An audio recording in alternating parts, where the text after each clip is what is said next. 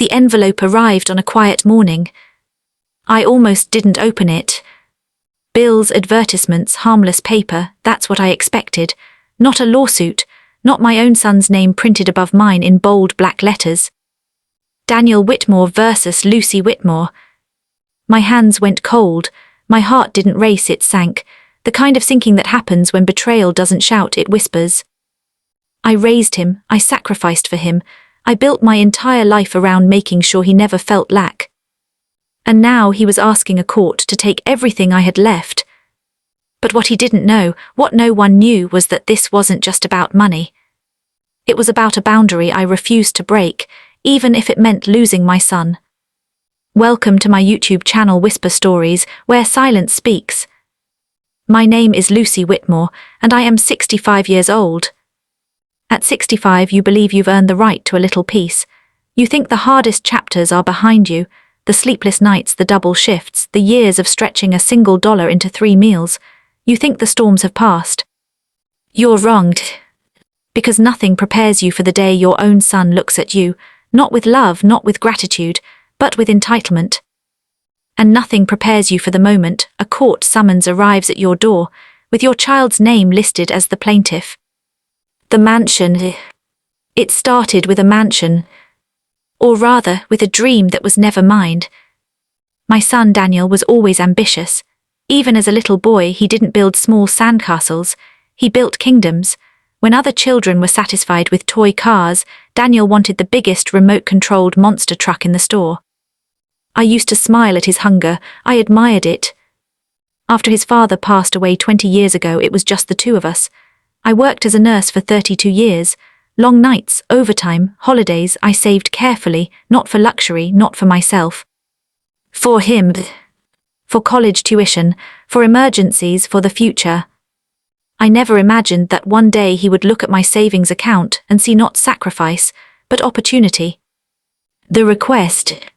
Daniel was 38 when he first brought up the mansion. "Mom," he said casually over dinner, swirling wine in a glass that cost more than my monthly grocery bill, "I found the perfect house." "That's wonderful," I smiled. "Is it within your budget?" He hesitated. That hesitation should have warned me. "It's $1.2 million. I nearly dropped my fork. He leaned forward, eyes gleaming.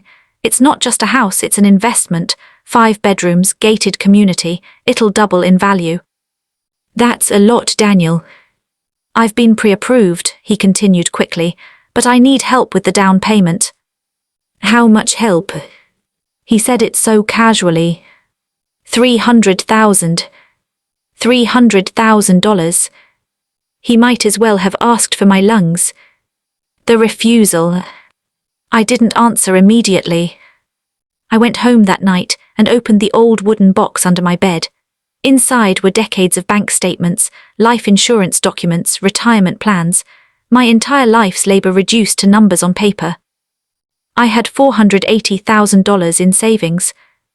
That money wasn't for luxury. It was for medical bills, for security, for the day my hands might shake too much to hold a pen, for the fear that creeps into your bones when you realize you're not young anymore. 300,000 would leave me vulnerable. The next day I told him gently, "Daniel, I can't." His smile faded. "You have the money." "Yes, but it's my retirement, it's all I have." "You always said you'd support me." "I did support you, I paid for your education, your first apartment, your wedding." "That's different." His tone changed, colder. "You're choosing money over your son." That sentence pierced deeper than any accusation. "No," I whispered, "I'm choosing survival." He stood up so abruptly his chair scraped against the floor. "You're being selfish." "Selfish?" After 38 years of motherhood. The silence. He didn't call for weeks. Then months. Birthdays passed, holidays went quiet. I told myself he just needed time. Until the envelope arrived. Official, heavy, cold. Notice of lawsuit. Daniel Whitmore versus Lucy Whitmore. Claim $600,000. I felt the air leave my lungs. He wasn't just asking anymore. He was demanding double. The accusation. According to the lawsuit, Daniel claimed I had verbally promised him financial support for future property investments, and that he had relied on that promise when entering preliminary agreements for the mansion. He claimed emotional distress, financial damages, $600,000. I couldn't stop shaking. At 65 years old, I had never been sued, never been in legal trouble. I was the woman who returned extra change at the grocery store. And now I was being portrayed as a deceitful mother who broke her word. The courtroom smelled like polished wood and tension. Daniel wouldn't look at me. His lawyer spoke confidently, too confidently. Mrs. Whitmore accumulated significant savings while repeatedly assuring her son she would help him build generational wealth. Generational wealth. I thought about the nights I skipped meals so he could attend summer camp. About the winter I worked 19 consecutive shifts. About selling my wedding ring to help him start his first business. Was that not generational wealth? When it was my turn to speak, my voice trembled, but it did not break. I love my son, I said, but love is not a blank check. The courtroom was silent. I never signed a contract. I never agreed to risk my entire retirement for a luxury home I cannot live in. I am 65 years old. This money is not extra. It is my safety. I turned toward Daniel. I would give you my heart, I already have, but I will not give you my future. He still didn't look at me. The judge was a woman in her early 50s, sharp eyes, calm demeanor. She listened carefully, asked precise questions. Mr. Whitmore, she said finally, do you have written evidence of this promise? His lawyer shuffled papers. No formal contract, Your Honor, but there was a clear understanding. The judge leaned back. An understanding does not equal a legal obligation. She looked at me. Mrs. Whitmore, did you ever sign any agreement committing $300,000 to your son? No, Your Honor. The judge nodded slowly. Then she delivered words I will never forget. Love is not enforceable in court. Generosity is voluntary. This case is dismissed. Her gavel struck. Just like that. Freedom.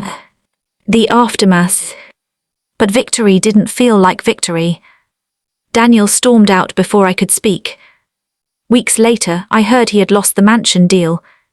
He stopped answering my calls entirely. For months, I sat at my kitchen table staring at old photographs.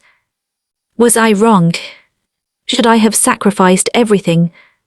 Would a good mother have done it? But then one night, I fainted in my living room. Low blood pressure, stress, the doctor warned me gently. You need stability, not chaos. That was the moment clarity arrived. If I had given him that money, I would have been the one in financial ruin, dependent, afraid. Love should uplift, not destroy. The unexpected call. Nearly a year later, my phone rang. It was Daniel. His voice was different, smaller. Mum, can we talk? He had invested poorly, loans stacked up, friends who promised quick returns disappeared. I was angry, he admitted. I felt entitled. That word again. I thought your savings were mine. They were never yours, I said softly. They were my survival. Silence. I'm sorry. 2 simple words. But they carried weight. The lesson. Rebuilding trust is slower than breaking it. We met for coffee, then lunch, then holidays again. We don't talk about the lawsuit much. But something changed in both of us. He learned that ambition without humility becomes greed. And I learned something too. Being a parent does not mean surrendering your boundaries. At 65 years old, I realized something powerful. Love does not require self-destruction. The moral. Children are blessings, but they are not entitled to your sacrifice beyond reason. Support them. Guide them. Help them when you can. but never confuse love with obligation. Because when generosity becomes expectation, gratitude disappears. And when boundaries are absent, resentment grows. I almost lost my son. But I would have lost myself if I had said yes. Today, my savings remain intact. Not because I chose money over my child, but because I chose dignity. And sometimes, the greatest act of love is teaching your child that the world does not owe them everything, not even you.